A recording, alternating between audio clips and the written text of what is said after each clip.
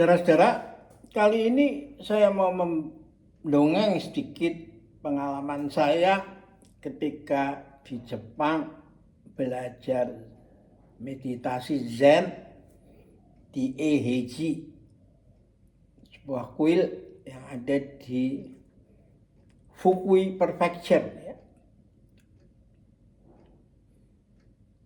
Saya datang ke sana, gelundung aja gitu, ya, datang mendaftar dan diterima. Nah, pada waktu saya itu mau masuk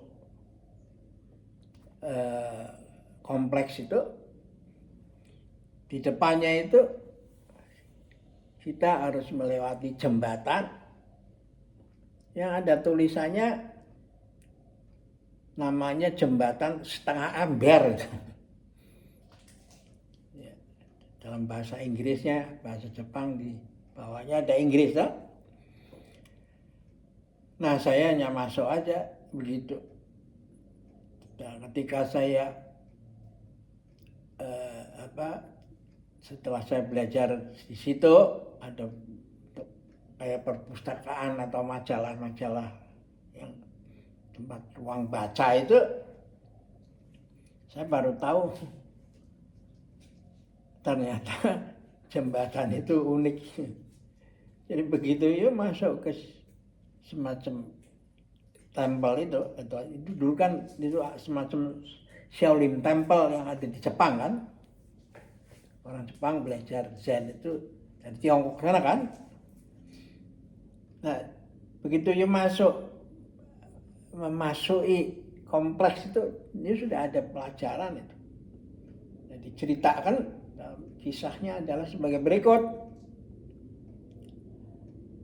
Kamu air itu sangat bahagia ketika bersama dengan sumbernya, mengalir dari gunung sampai ke samudra atau lautan. Tapi begitu dimanfaatkan oleh manusia yang katanya diberi tugas menjaga alam, maka yang terjadi apa?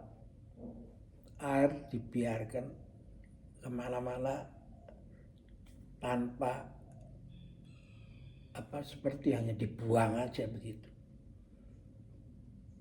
Pakai berlebihan, sisanya dibuang segala. Air itu tentu merasa sedih itu. Karena dia ada di dunia tidak bisa melaksanakan, tidak bisa memberi manfaat akibat ulah manusia itu. Nah, cara mendidiknya bagaimana kesadaran itu? Setiap pagi sang murid-murid di situ disuruh langsung ngambil air dari jembatan itu, turun ke jembatan itu, lalu diangkat, dibawa ke kuil. Di sana ada gentong gede, bak besar, diisi itu. Setiap pagi bangun tidur Anda harus lakukan itu. Nah, apa yang terjadi? Lalu gurunya kasih tahu, tuh lihat bagaimana sedihnya itu air.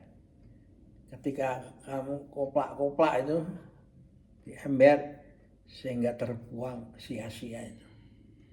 Dia akan sedih karena hidupnya tidak berguna bagi sesama dan lingkungan itu. Nah, sekarang lalu apa? Besok kamu tidak boleh, harus dijaga itu. Jangan sampai air itu tumpah di tengah jalan itu. Nah, akhirnya ternyata itu sebenarnya latihan kesadaran itu dan kekuatan itu. Karena dia hati-hati dengan pengalaman hati-hati membawa naik air itu ke atas, dia hati-hati. Dan karena itu yang terjadi adalah kekuatan fisiknya bertambah karena menjaga supaya airnya jangan tumpah. Ya. Nah, karena air itu selama Anda kekuatan belum mencapai tingkat yang itu, membuat air dengan stabil itu, maka terpaksa Anda harus setelah mengambil melalui ember itu dengan penuh, lalu Anda buang separuh, lalu dibawa. Nah, ketika pulang pergi tiap hari melaksanakan itu, maka kekuatannya bertambah. Akhirnya yang dibuang itu semakin sedikit, dan akhirnya kekuatan yang paling top itu adalah dia bisa membawa itu air, ya, mengisi gentong itu tanpa tumpah setetes pun itu. Nah, ini yang disebut basic mentality itu. Apa gunanya kamu mempelajari, menghafalkan kitab-kitab suci, kata sang guru itu, kalau untuk mengerjakan yang begini aja, menjaga air dari sungai itu sampai ke gentong itu, banyak yang tumpah di jalan itu. Yuk harus melihat atau memahami antara apa yang ideal di dalam kitab itu harus melalui perjuangan tanpa henti, itu dicoba dilatih. Karena apa yang terus dilatih, maka yang susah menjadi gampang. Tapi kalau itu tidak dilatih, maka barang-barang yang gampang menjadi susah itu. Nah, inilah menariknya, maka saya tertarik untuk mengembangkan Tai Chi ini dengan cara berpikir yang demikian, ya toh. Karena itu jam 6 pagi kita harus datang, harus mulai udah. Dan 6.30 kita harus selesai Dan bahkan sekarang pijat kepala pun saya integrasikan di dalam 30 menit itu.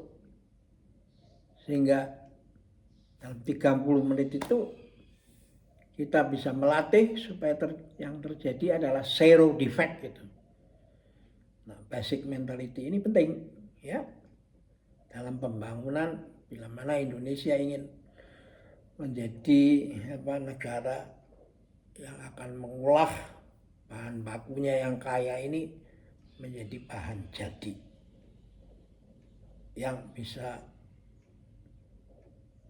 menguasai atau memenangkan persaingan di dunia.